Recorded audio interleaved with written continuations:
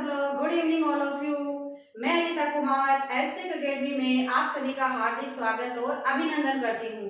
चलिए शुरुआत करते हैं आज की अपनी क्लास की एक मोटिवेशनल कोट के साथ जो आपको ऊर्जावान बनाएगा, आपके चेहरे पे मुस्कान लाएगा। If you wants to be shine as a sun, so firstly burn like a sun. अगर आप सन की तरह चमकना चाहते हैं, अगर आप सूरज की तरह चमकना चाहते हैं, तो फर्स्टली क्या करना होगा, सूरज की तरह अपने आप को उस आग में तपाना पड़ेगा। सन की तरह क्या होगा, जलना होगा। अगर आप सूरज की तरह चमकना चाहते हैं तो आपको मेहनत भी उसी के अकॉर्डिंग करनी पड़ेगी। मेहनत की आग में आपको जलना होगा, तब जाके आप सन की तरह क्या करेंगे, शाइन करेंगे। इन्हीं शुभकामनाओं के साथ शुरुआत करते हैं आज की अपनी क्लास की, क्योंकि बीएससी थर्ड ईयर के जो स्टूडेंट्स हैं उनके कमेंट्स आ रहे थे कि मैडम बीएससी थर्ड ईयर की क्लासेज आप कब से स्टार्ट कर रहे हैं। तो इंतजार की घड़ियां खत्म हुई, शुरुआत करते हैं आज की अपनी क्लास की। देखो बीएससी थर्ड ईयर का जो जूलॉजी का जो सिलेबस है उसमें आपके 3 पेपर हैं। कितने पेपर हैं? 3 पेपर है, जिसमें अपन पेपर फर्स्ट स्टार्ट कर रहे हैं। और पेपर फर्स्ट जो है उसका अपना नाम है structure and functions of coded types. Paper first कौन सा है? Structure and functions of coded types. इसके अंदर आपके 3 सेक्शन दिए हुए हैं, सेक्शन ए, सेक्शन बी और सेक्शन सी। तो अपनी आज की क्लास की अपन शुरुआत कर रहे हैं सेक्शन सी के साथ। कौन सा सेक्शन स्टार्ट कर रहे हैं?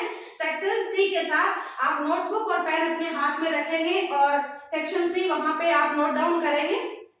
सेक्शन सी के अंदर अपना फर्स्ट टॉपिक है माइग्रेशन इन फिशेज, यानी फिशेज के अंदर माइग्रेशन या मछलियों में प्रवसन। अपना आज का टॉपिक क्या है? माइग्रेशन इन फिशेज, यानी मछलियों में प्रवसन। तो फर्स्टली अपने को ये देखना है कि माइग्रेशन होता क्या है। क्या होता है माइग्रेशन? देखो माइग्रेशन जो होता है ना, ये एक बहुत ही अट्रैक्टिव एक्टिविटी होती है। क्या होती है? बहुत ही इंपॉर्टेंट और अट्रैक्टिव एक्टिविटी होती है। कैसे भाई? माइग्रेशन तो अपन भी शो करते हैं, मछलियां थोड़ी ना अकेले कोई थोड़ा ना शो करती है, अपन भी शो करते हैं ना। जैसे अपने को माइग्रेशन होता क्या है, पहले आप ये समझे। माइग्रेशन क्या होता है? एक स्थान को छोड़कर जब अपन दूसरे स्थान पर चले जाते हैं तो वो क्या होता है? आपका माइग्रेशन होता है, प्रवसन कहलाता है, माइग्रेशन कहलाता है। देखो माइग्रेशन क्या होता है?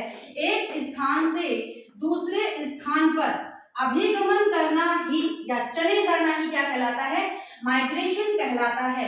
माइग्रेशन की जो प्रोसेस होती है, जैसे अपने को जैसे मार्केट जा रहा है तो अपने घर से अपन मार्केट तक गए और फिर मार्केट से वापस आ गए, तो ये प्रोसेस क्या कहलाई? ये एक्टिविटी क्या कहलाई? माइग्रेशन कहलाई ना, कि एक स्थान से अपन चले गए फिर वापस अपने स्थान पर अपन लौट आते हैं, तो ये क्रिया क्या कहलाती है? माइग्रेशन कहलाती है। अब देखो माइग्रेशन जो होता है ना, वो क्या होती है? 2 वे यात्रा होती है, द्विपथीय यात्रा होती है। कैसे भाई? अपने घर को छोड़कर अपन मार्केट तक गए तो 1 वे तो ये हो गया, वापस मार्केट से अपने घर पे अपन लौट के आ गए, तो ये क्या होती है? Migration is a 2 way process. Migration जो होती है वो एक द्विपथीय यात्रा होती है। अब देखो माइग्रेशन जो होता है वो 2 प्रकार का होता है। माइग्रेशन 2 प्रकार का हमें देखने को मिलता है। कौन कौन से होते हैं? Migration is 2 types. माइग्रेशन कितने प्रकार का होता है? माइग्रेशन 2 प्रकार का होता है। कौन कौन से माइग्रेशन होते हैं? आप अपनी कॉपी में नोट डाउन करते हुए चलेंगे इसको। फर्स्टली माइग्रेशन कौन सा है? इम माइग्रेशन। कौन सा माइग्रेशन है? इम माइग्रेशन।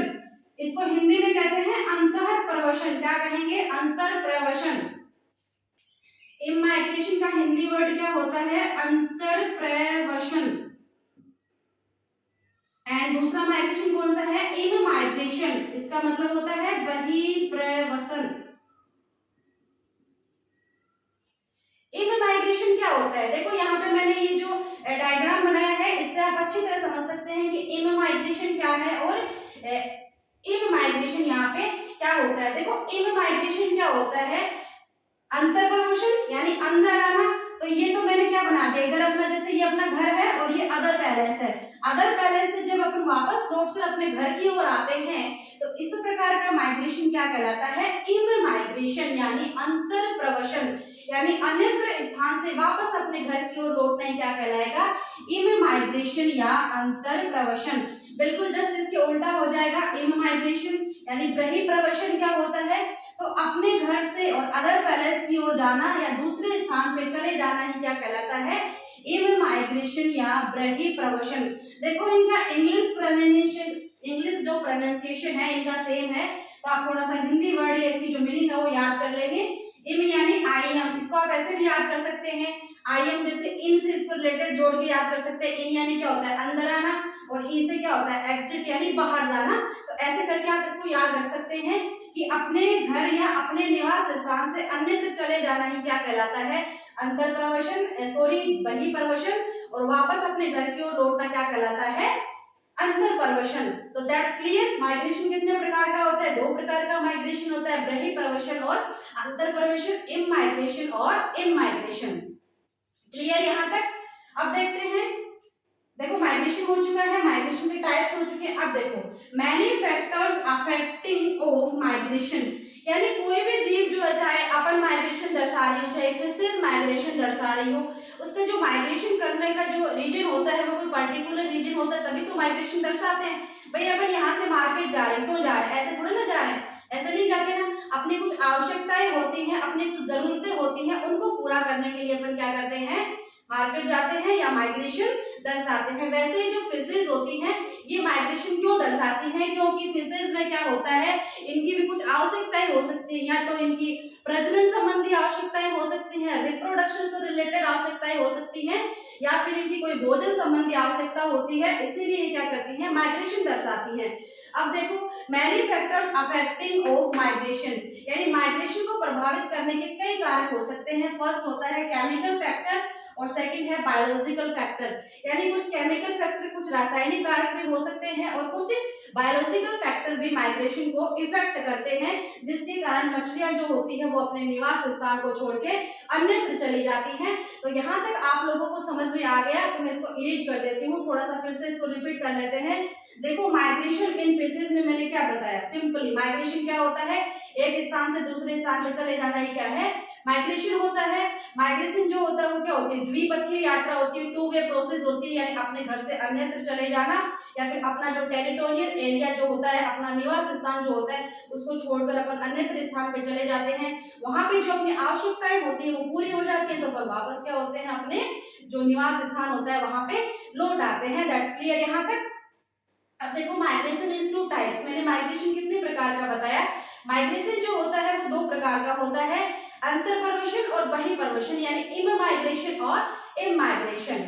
अब देखो इमाइग्रेशन क्या होता है, अंतरप्रवेशन क्या होता है, यानी अन्यत्र स्थान से वापस अपने घर की ओर लौटना क्या कहलाता है अंतरप्रवेशन, और जो अपना घर है वहां से अपन किसी अन्य स्थान पर चले जाते हैं तो उसे क्या कहते हैं अपन बहिर्प्रवेशन, यानी अपने निवास स्थान को छोड़कर चले जाना। उसके बाद अपन देख रहे हैं कि many factors affecting of migration, यानी माइग्रेशन को बहुत से कारक प्रभावित करते हैं, जैसे कुछ बायोलॉजिकल फैक्टर भी हो सकते हैं, कुछ केमिकल फैक्टर भी हो सकते हैं। तो दैट्स क्लियर यहाँ तक। अब अपन इसमें आगे का देख लेते हैं।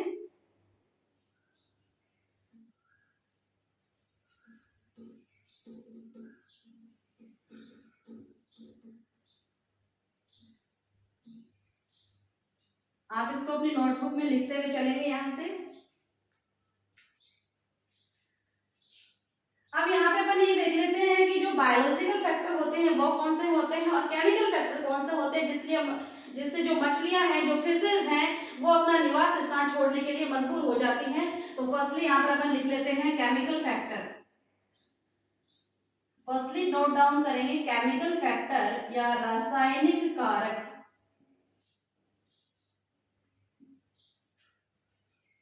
देखो केमिकल फैक्टर कौन से होते हैं भाई, जिस भी स्थान में मछलियां रह रही हैं, चाहे वो समुद्र के अंदर रह रही हैं या फिर नदियों के अंदर रह रही हैं, जहां पे भी मछलियां रह रही हैं तो वहां पे हो सकता है कि जो वाटर है उसकी मात्रा कम हो जाए, जो वाटर है उसकी पीएच कम हो जाए, जल की मात्रा कम हो जाए, जल की पीएच कम हो जाए, उसका केमिकल कंपोजिशन चेंज हो जाए, उसमें जो पॉल्यूटेंट कंपोनेंट है प्रदूषित तत्व जो है उनकी मात्रा अधिक हो जाए। तो इन सब के कारण मछलियां क्या करती हैं अपना जो निवास स्थान होती है उसको छोड़ देती हैं। तो केमिकल फैक्टर कौन कौन से हो सकते हैं यहाँ पे, केमिकल फैक्टर कौन कौन से हो जाएंगे नोट डाउन करेंगे आप। वाटर की पीएच भी हो सकती है, और क्या हो सकता है वाटर केमिकल कंपोजिशन भी हो सकता है, जल का रासायनिक संगठन जो है उसमें चेंजमेंट आ जाए, वाटर केमिकल कंपोजिशन। उसके बाद नोट डाउन करेंगे जो जल की मात्रा है वो कम हो जाए, क्वांटिटी ऑफ वाटर। और क्या हो सकता है और क्या हो सकता है, जो लाइट है उसकी मात्रा कम ज्यादा हो जाए,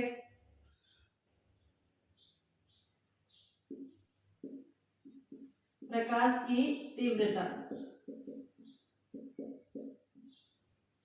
या फिर टेम्परेचर, और क्या हो सकता है, जल का दाब यानी प्रेशर ऑफ H2। और भी अपन लिख सकते हैं प्रदूषित तत्व जो होते हैं उनकी मात्रा बढ़ जाए, जो प्रदूषित जो तत्व होते हैं उनकी मात्रा क्या हो जाए, बढ़ जाए।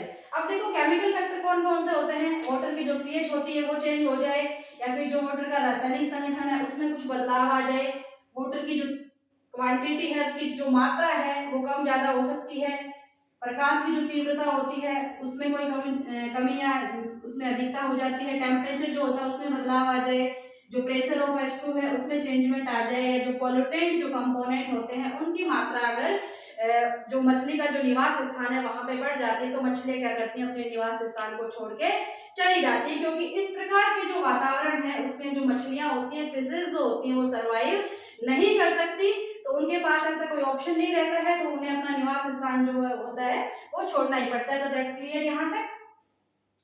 केमिकल फैक्टर के आगे अपन नोट डाउन करेंगे बायोलॉजिकल फैक्टर यानी जैविक फैक्टर कौन कौन से हो सकते हैं। नंबर 2 लिखेंगे बायोलॉजिकल फैक्टर।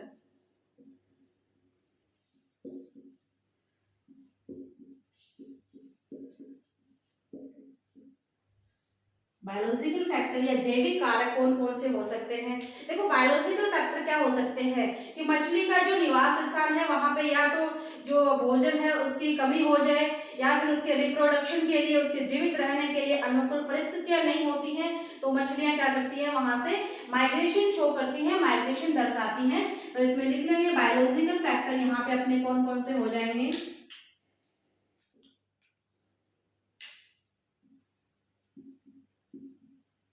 भोजन की उपलब्धता, और सेकंड लिख लेंगे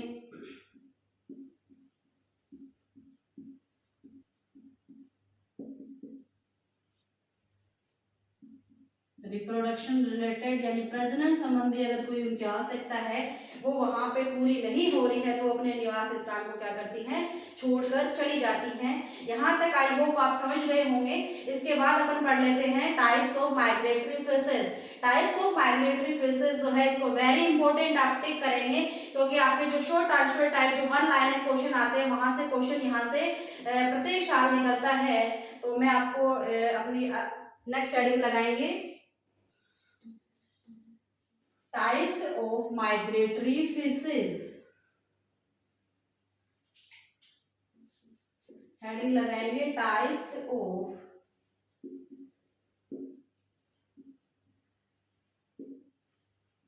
माइग्रेटरी फिशेज। प्रवेशनकारी मछलियों के प्रकार यानी टाइप्स ऑफ माइग्रेटरी फिशेज। इसके अंदर अपन यहाँ पे 4 टाइप्स पढ़ेंगे। माइग्रेटरी फिशेज के कितने टाइप्स होते हैं, 4 टाइप्स होते हैं। फर्स्टली आप हेडिंग लगाएंगे ओसेनोड्रोमस माइग्रेशन। फर्स्ट क्या लिखेंगे, ओसेनोड्रोमस माइग्रेशन। फर्स्टली हेडिंग लगाएंगे ओशिनोड्रोमस माइग्रेशन। देखो ओशिनोड्रोमस माइग्रेशन क्या होता है, इस प्रकार का माइग्रेशन जिसमें मछलियां जो होती हैं वो अपने लवणीय जल स्रोतों को छोड़कर और किस में जाती हैं, वापस लवणीय जल स्रोतों में चली जाती हैं। यानी ओशिनोड्रोमस जो माइग्रेशन होता है ना वो ज्यादा लंबा माइग्रेशन नहीं होता है। इसमें जो फिशेज होती है वो ज्यादा लंबी दूरी की यात्राएं तय नहीं करती हैं। इसमें सिर्फ इतना होता है जैसे अपना घर होता है, आप ऐसे समझ लो अपना घर जो है वो क्या है, एक ओशियन है, समुद्र है, ठीक है। अब उसमें अपन क्या होते हैं, अपने घर का जो जैसे अंदर का जो पोर्शन होता है उससे अपन फिर बाहर वाले पोर्शन में आ जाते हैं, बाहर से फिर अंदर चले जाते हैं। तो यानी अपना ये क्या है, टेरिटोरियल एरिया है, अपना एक प्रादेशिक क्षेत्र है। तो अपने टेरिटोरियल एरिया के अंदर क्या करती हैं, ये कुछ दूरी की यात्राएं तय करती हैं। इसी को अपन क्या कह देते हैं, ओशिनोड्रोमस माइग्रेशन। तो लिख लेंगे आप लोग यहाँ पे, ओशियन यानी समुद्र होता है,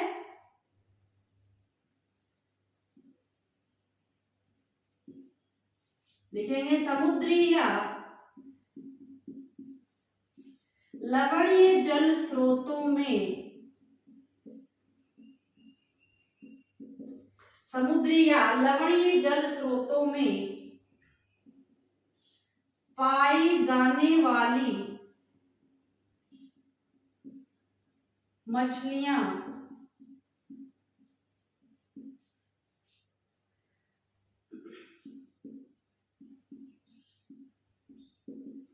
समुद्र में ही एक स्थान से दूसरे स्थान पर प्रवसन दर्शाती हैं।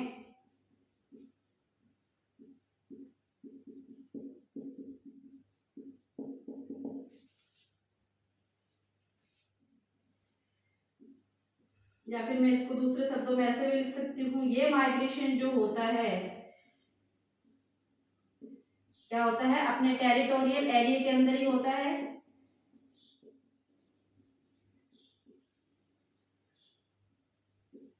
टेरिटोरियल एरिया में क्या होता है, संपन्न होता है या पूर्ण होता है।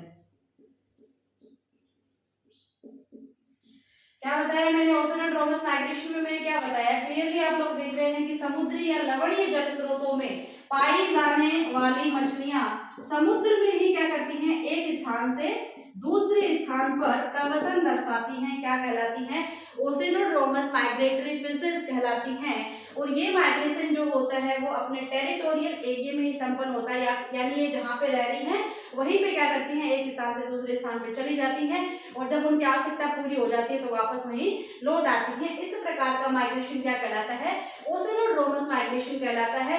अब ओशिनोड्रोमस जो माइग्रेशन होती है वो कौन से फेसेस दर्शाती हैं, तो इसके अंदर आप 2-3 एग्जांपल यहाँ पे नोट डाउन कर लेंगे कि ओशिनोड्रोमस जो माइग्रेशन है वो कौन कौन से फेसेस यहाँ पे दर्शा रही हैं। तो आगे इसके आप लोग लिख लेंगे इसके एग्जांपल।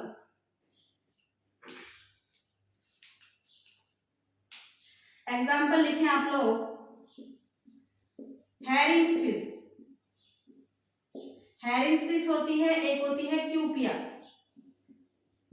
क्यूपिया एंड मैक्रेल्स।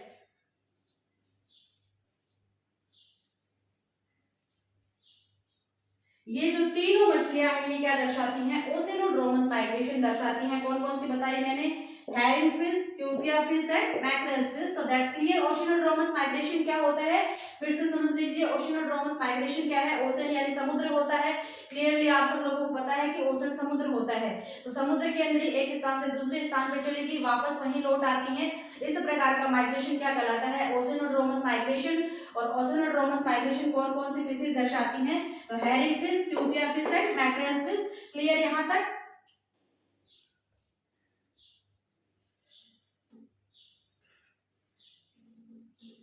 नेक्स्ट टाइप लिखेंगे अब,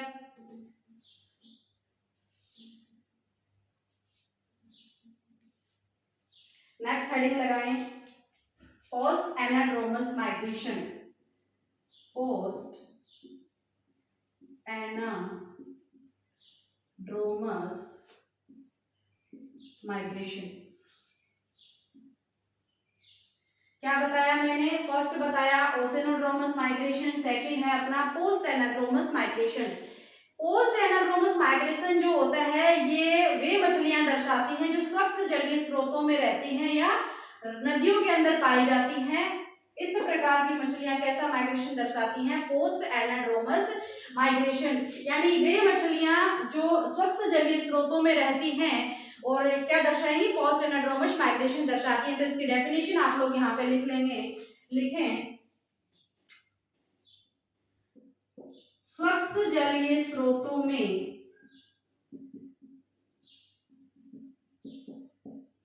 बाकी चीज सेम है, जैसे स्वच्छ जलीय स्रोत है तो इस स्थान से इधर चलेगी, इधर से वापस इधर आ जाती है। इस प्रकार का माइग्रेशन क्या होता है, पोस्ट एनाड्रोमस माइग्रेशन। तो लिखेंगे स्वच्छ जलीय स्रोतों में, स्वच्छ जलीय स्रोतों में पाई जाने वाली मछलियां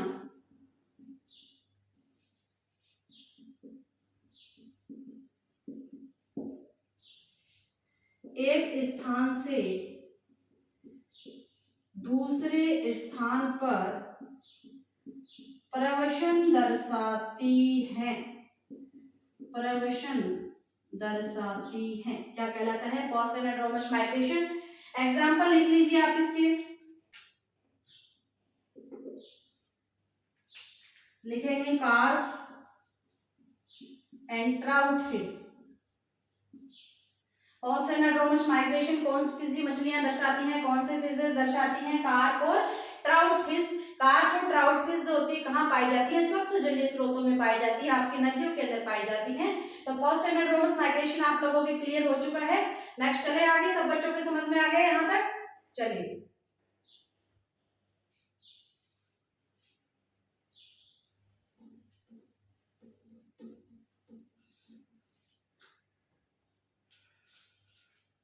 नेक्स्ट हेडिंग लगाएंगे और इसको वेरी वेरी वेरी इंपॉर्टेंट टिक करते हुए चलेंगे। नंबर 3 लिखेंगे कैटाड्रोमस माइग्रेशन, कैटाड्रोमस माइग्रेशन। देखो कैटाड्रोमस माइग्रेशन क्या होता है? अभी अपन ने ओसेनोड्रोमस माइग्रेशन में क्या पढ़ा कि समुद्र के अंदर ही हो रहा था, समुद्र में एक स्थान से दूसरे स्थान पे चली गई, तो उसे क्या कह दिया? ओसेनो। पोस्ट एनाड्रोमस किसे कहा? कि जो नदी होती है, नदी के अंदर क्या होता है? एक स्थान को छोड़ के दूसरे स्थान पे चली जाती है, उसे अपन क्या कहते हैं? Post anadromous. अब देखो कैटाड्रोमस माइग्रेशन में क्या होता है? कैटाड्रोमस माइग्रेशन में होता क्या है कि जो मछली होती है वो रहती तो स्वच्छ जलीय स्रोतों में है। कहाँ रहती है? स्वच्छ जलीय स्रोतों में रहती है, नदी के अंदर रहती है। लेकिन अपनी जो भोजन संबंधी हो, चाहे प्रजनन देने संबंधी आवश्यकता हो या फिर अंडे देने संबंधी उसकी आवश्यकता हो, उसके लिए क्या करती है? वो स्वच्छ जलीय स्रोतों को छोड़कर समुद्र के अंदर चली जाती है। यानी स्वच्छ जलीय स्रोतों को छोड़कर लवणीय जल स्रोतों की ओर प्रवशन करना या चले जाना ही क्या कहलाता है? कैटाड्रोमस माइग्रेशन। वेरी वेरी इंपॉर्टेंट, इसको टिक करेंगे तो डेफिनेशन लिखेंगे सब लोग। देखिए सब स्टूडेंट्स,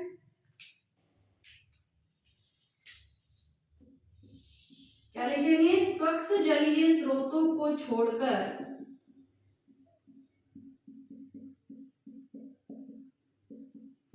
स्वच्छ जलीय स्रोतों को छोड़कर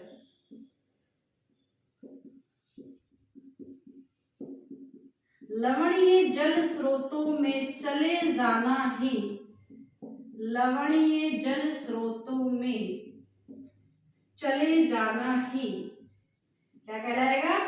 कैटाड्रोमस माइग्रेशन कहलाता है। दैट्स क्लियर यहां तक? एग्जाम्पल इसका लिख लीजिए, बहुत बार पूछा जाता है कैटाड्रोमस माइग्रेशन क्या होता है, या फिर इसका एग्जाम्पल पूछ लेते हैं। तो जो कैटाड्रोमस माइग्रेशन होता है इसमें आपके इंपॉर्टेंट एक ही एग्जाम्पल आता है, लिखेंगे इल। कौन सी फिश है? इल। और इसी को कहते हैं एंग्विला, एंग्विला। और इसी को कहते हैं अमेरिकन इल, अमेरिकन इल। तो क्या बताया मैंने? आपसे पूछ लिया जाए कि इल जो फिश होती है वो कैसा माइग्रेशन दर्शाती है? कैटाड्रोमस माइग्रेशन। और कैटाड्रोमस माइग्रेशन होता क्या है? तो क्या बताएंगे आप लोग? इस वक्त जलीय स्रोत जो होता है उसको छोड़कर कहाँ चली जाती है? लवणीय जल स्रोतों की ओर चली जाती है, उसी को अपन क्या कह देते हैं? कैटाड्रोमस माइग्रेशन। तो यहाँ तक क्लियर है सब बच्चों को? चलो आगे।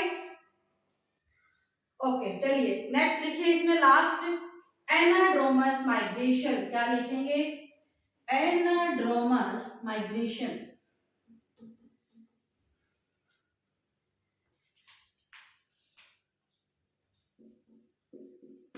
Anadromous migration. देखो एनाड्रोमस माइग्रेशन जो होता है, आप ना इन दोनों को कंपैरेटिवली याद करें कि जो जैसे केटा याद हो गया, केटा क्या था? इस वक्त से लवणीय जल स्रोतों की ओर। तो एना जो होता है वो बिल्कुल इसका विपरीत हो जाएगा कि लवणीय जल स्रोतों को छोड़कर कहां चली जाती हैं? स्वच्छ जलीय स्रोतों की ओर गमन करती हैं, क्या कहलाएगा? Anadromous migration. तो लिख लेंगे आप, बिल्कुल उसके विपरीत है। लवणीय जल स्रोतों को छोड़कर, लवणीय जल स्रोतों को छोड़कर स्वच्छ जलीय स्रोतों में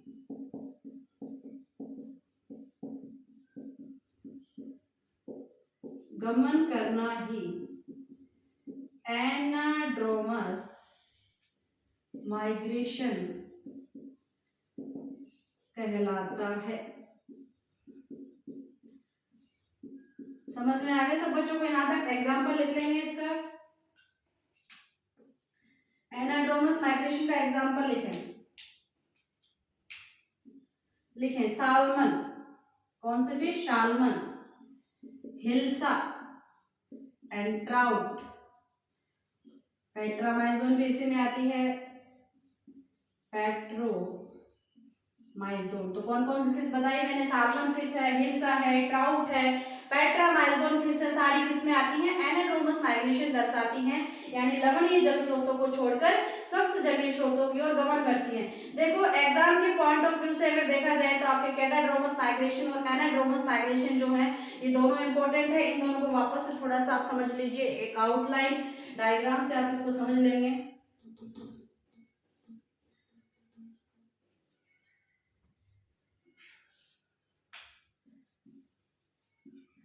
देखो कैटाड्रोमस और एक मैंने क्या बताया? एनाड्रोमस।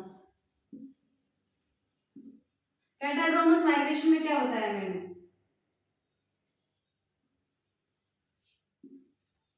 क्या बताया मैंने कैटाड्रोमस माइग्रेशन में? जैसे ये अपनी रिवर है, ठीक है, ये अपना क्या है? ओशन है। तो ये तो क्या है?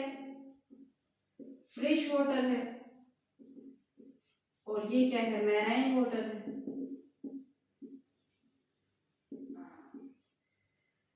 फ्रेश वाटर को छोड़ के मैराइन वाटर में जा रही है, इधर जा रही है, तो इस तरह का माइग्रेशन क्या कहलाएगा? क्या कहलाएगा? कैटाड्रोमस माइग्रेशन, दैट्स क्लियर। एग्जाम्पल कौन था इसका? ईल। अब देखिए एनाड्रोमस में क्या था? क्या था एनाड्रोमस में? कहां से कहां जा रही थी? एनाड्रोमस माइग्रेशन में क्या था? मैराइन वाटर से कहां जा रही हैं? फ्रेश वाटर की ओर जा रही हैं। तो इस प्रकार का माइग्रेशन कौन सा हो गया? Anadromous migration. और एनाड्रोमस माइग्रेशन कौन कौन सी फिश दर्शाती हैं? साल्मन, हिल्सा, ट्राउट और पेट्रामाइजोन। क्लियर सब बच्चों को यहाँ तक? आई होप सब स्टूडेंट्स के समझ में आ गए होगा यहाँ तक। अब देखो जो माइग्रेशन इन फिशेज है इसके अंदर आपका थोड़ा सा हो रह गया। इसके अंदर एक तो आपने आपके सिलेबस में दिया हुआ है जो साल्मन फिश है, ये कैसे माइग्रेशन शो करती है उसकी प्रोसेस, और एक आपके जो इल है, इन दोनों का जो माइग्रेशन है वो यहाँ पे अपने को थोड़ा विस्तार पूर्वक पढ़ना है। तो इन दोनों को अपन पढ़ेंगे कल की क्लास में।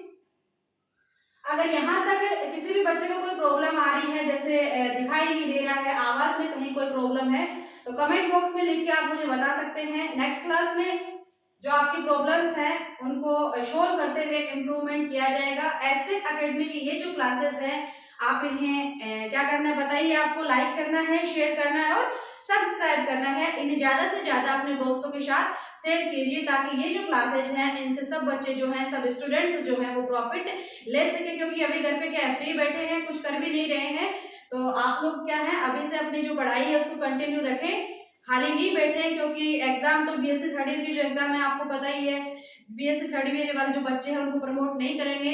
प्रमोट होने के जो चांसेस जो फर्स्ट ईयर और सेकंड ईयर के हैं वो भी ना के बराबर हैं। आपके एग्जाम जो वो हैं वो मतलब जून के एंडिंग में करवा सकते हैं। तो बीएससी थर्ड ईयर का जो बच्चे हैं वो अपनी पढ़ाई पे फोकस करेंगे और अपनी जो स्टडी है उसको कंटिन्यू रखेंगे।